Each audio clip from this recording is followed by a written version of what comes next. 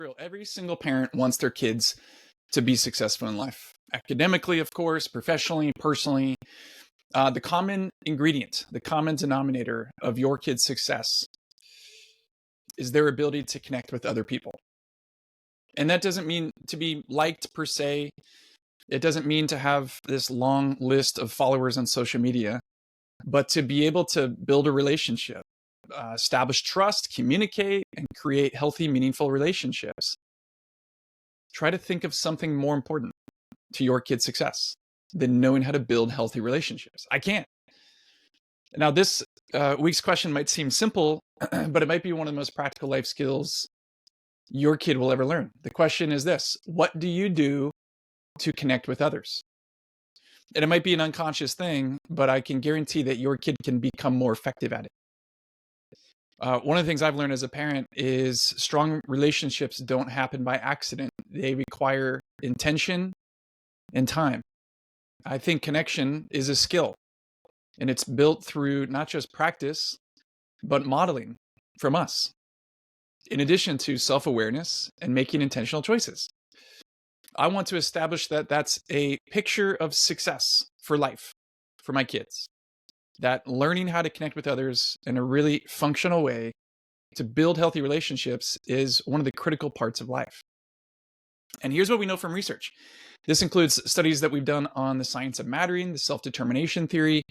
Two things particularly. Number one, kids who feel connected and valued develop stronger confidence, have stronger mental health, and are more motivated. Relatedness, a fancy word for a sense of real connection, is one of the three core psychological needs that someone needs for healthy development in order to feel like life is going well. But here's the catch. In today's digital world, kids spend less time face-to-face, having real connection. They spend more time scrolling, comparing, less face-to-face time. I'm sure you spent more time as a teenager with peers than your kids do. Unless they're playing for competitive sports, which in that case, there is still relationships happening, but there's still opportunity to grow in connection. I just saw a recent statistic that the average between the ages of 15 and 25 years old today, if you're 25 today, over the last 10 years, you will spend around 5,000 fewer hours face-to-face time with peers than you and I did back in the day, a previous generation. It's 5,000 fewer hours. It's an hour or so a day over the course of 10 years that your kid will spend less time learning how to establish relationships. Now, even if you spend those hours, I'm sure you can think of many people who are adults who don't know how to build healthy relationships. And if our kids don't learn how to connect, I think the stakes are high. Loneliness, shallow friendships, difficulty handling conflict, struggles at work, in marriage, in leadership. Connection is truly the backbone of everything, especially a thriving life, which is what we want for our kids.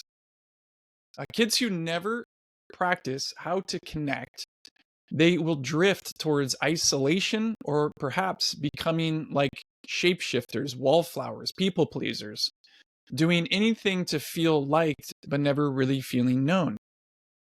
Maybe when they face a problem, they don't know how to ask for help. When they feel secure, they withdraw, or they kind of show up to perform. Maybe they build walls instead of bridges. They don't know how to handle conflict. They don't know how to navigate relationships. They don't know how to network. They don't know how to establish teamwork. They don't know how to share things personally. They don't know how to support others. In other words, they miss out on what makes life rich, which are belonging, trust, community. So what does connecting well actually look like? It's simple, but it starts with this: learning how to harness curiosity to ask good questions and actually listen. These are communication skills. I mean, basics like remembering people's names and details about what they shared, acknowledging people's presence. How many times have I walked by a school bus stop in our neighborhood in the morning to see a half dozen or a dozen kids not interacting? These are teenagers not interacting. How many times does a kid sit down in class and not even acknowledge the person next to them exists? How many times do they walk in and out of class and never say hi to their teacher? How many times do they go to their first job and just kind of fumble or stumble to have any sort of connection with customers coming in or coworkers. This happens all the time. So these kind of bare bones relationships, it's not happening in school. They might get it at work, I hope, which is one of the values of working. But they're small skills that we can model and we can learn. And sometimes this includes us giving them feedback. So let's talk about 3 specific ways to be intentional to help our kids learn how to build the skills they need to have to build this most important life pillar. Number 1, talk about it. Ask your kid these questions. What do you do to connect with people? Like, I've seen you in these scenarios. You can give them specific examples. So what are you doing? Like, what's the intentional thought that you have behind you asking questions or sharing a story or telling a joke or talking about things that matter to you? What do you do when you want to get to know someone better? So it's about opening the conversation. It's not a lecture, just getting curious about their thoughts on it, which will plant seeds of them to be more reflective.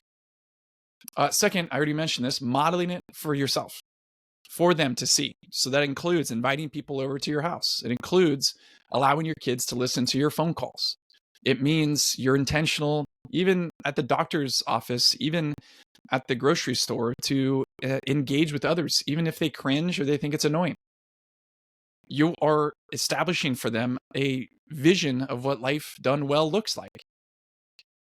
Reaching out to people, having conversations, engaging, asking thoughtful questions, checking in on people.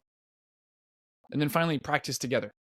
Sometimes it's helpful to know that one of your kids or all your kids don't do well in social settings. So you can practice that. Hey, grandma and grandpa are coming. Aunt so-and-so is coming over. We're having neighbors. What I would love for you to do is this next time. So I want you to think, what's a question you can ask? What are you gonna share when they say, how's school going?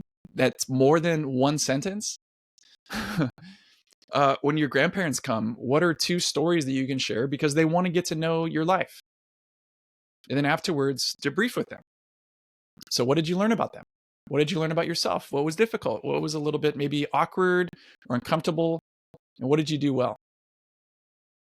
I think if your kid can learn one thing that will set them up well for life, that includes their academic, their professional success, not to mention their life meaning, is connection. So question for this week is this: what do you do to connect with others? I want them to have a big arsenal for that. I want to have as many tools as possible because it matters so much.